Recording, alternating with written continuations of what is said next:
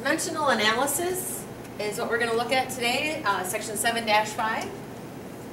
Okay, so dimensional analysis is a problem-solving strategy where you can cancel units of measurement as if they are numbers. Okay, so on a problem like this is this second part, like it's numbers. You know how to do this, okay?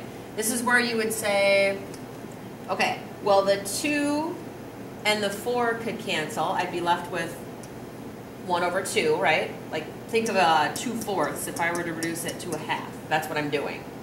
Okay? They don't have to line up perfectly above each other. It's on, oh, we have all the top and all the bottom. Okay? So for if we matched up, let's see, the 9 and the 3, that would reduce to 3 over 1. The 4 and the 10 would reduce to 2 over 5. And then we could reduce the 2 and the 2 to 1 over 1. Now I've got 1 times 1 times 1 times 3.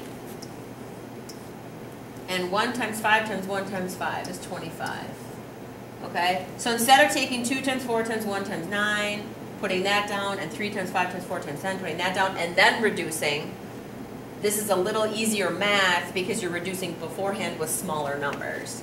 Either way, you'd get the same answer, but we're trying to sway you this way, okay? So using that as if they're numbers, so same thing, okay? So miles and miles would cancel. Minutes and minutes would cancel. Hour and hour would cancel, so would be left with feet over seconds. Okay, so here's an example. We're going to change 5 miles an hour into feet per second. There's different ways to do this. You can go left to right, you can go right to left. The one I found actually is kind of cool is you start in the middle. Okay, so I'm going to go 5 miles per 1 hour. Okay, and I'm going to go left and I'm going to go right. So I'm going to change my miles. Okay, we have to change that into feet. Well, there's 5,280 feet in 1 mile. Okay, so what that lets us do is it lets, oh shoot, I did that upside down, hang on. Okay, let's just clear it. Okay, so 5 miles in 1 hour. Okay, so I want to put the mile on the bottom and the 5,280 feet on the top. Okay, because what that does is now we can cancel the miles and now I have it in feet. Okay, so then this way I need to change my hours into seconds. Okay, so I'm going to put my hour on the top. Well, there's 60 minutes in an hour, right? That lets me cancel my hours. So now I'm in minutes, but I want to get to seconds. So I'm going to say, well, 1 minute would equal 60 seconds. So minutes and minutes. Okay? So everything cancels. So now my answer is feet per second, which is what was asked. Okay? So feet per second. Now I'm going to multiply this times 1 over this. So in my calculator, I've got the 5,280 times 5 gets me 26,400. And then 1 times 1 times 60 times 60 is 3,600. So we're saying that's 26,400 feet in 3,600 seconds. Well, let's reduce that down by just dividing, and I get 7.3 repeating. So 7 1/3 feet per second. Okay. Conversion factor. It's a ratio of 2 equal or approximately equal quantities that are measured in different units. So back here, when I said 5,280 feet equals a mile, that's a conversion factor. Okay?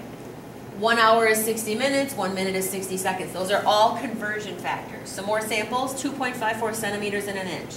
5,280 feet in a mile, 60 minutes an hour, we did these. 2.205 pounds per kilogram. 1 meter is 100 centimeters. All are conversion factors that let us change from one label to another label. and still maintain equal or approximately equal answers.